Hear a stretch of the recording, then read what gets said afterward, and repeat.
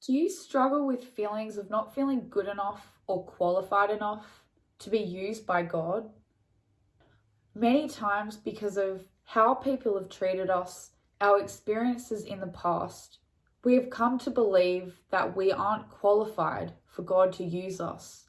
Yet, we have a desire or a dream that God has placed within us, and we know that He's calling us to something, but we don't step into it for fear of not feeling qualified enough or fear of being judged by other people. Or even worse, we just don't believe in ourselves. I know there are many of you out there that God has placed something inside of you, but church has attempted to brush it to the side or tell you that that's not what God wants you to do, or to attempt to squash you down and to get you to be conformed into what they think God has called you for. It's almost as though we've come to this habit where we look to other people to tell us what our calling is. We look to other pastors, other leaders to confirm to us what is our calling. And yet, God Himself should be talking to you directly, and He is the one who places a dream and a desire in you. But I personally struggle with these feelings of not feeling qualified enough. And that is because of my past, things that I've done in my past, the way I've been treated, the way I have been conditioned by other people to show up in this world. So I find myself wanting to hide away from the spotlight.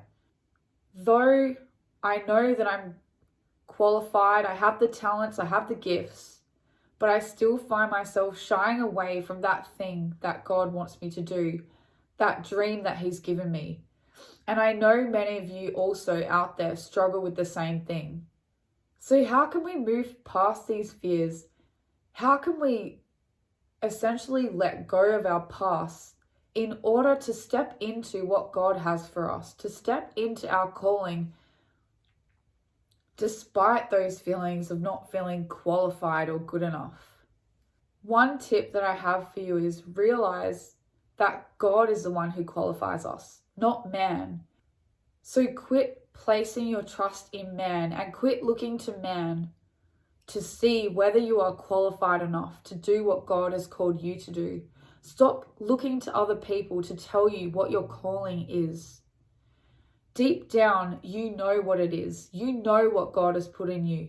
Start looking to God to tell you what that is, and start looking to Him to qualify you. The next tip, start taking steps to leave your comfort zone and to realize that you deserve everything that God has placed inside of you. You deserve to reach your full potential, and you deserve the best that God has for you. So don't play small. Don't settle in another dream just because you feel afraid to go after what it is that God wants you to do. The next tip that I have for you is develop your trust in Jesus. Perhaps you don't really have a whole lot of trust in Him, and you have a tendency to place your trust in man rather than in God. But if you bring this to Jesus and ask Him for help to be able to trust Him more, He will help you with this, and it will be a process. But eventually you will come to that place where you will put your trust in God more than any other person. And I want to remind someone out there today, it doesn't matter what people think about you. It doesn't matter what pastors, leaders, prophets, or anyone at a church says to you or tries to tell you what your calling is. Deep down, you know what your calling is.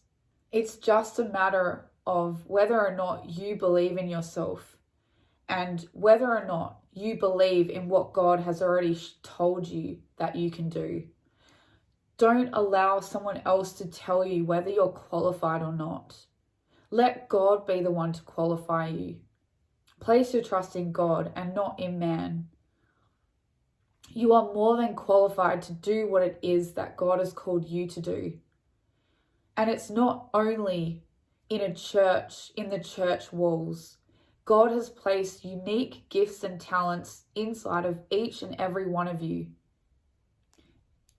And if it is something to do within a church, don't allow other people in the church tell you what that calling is.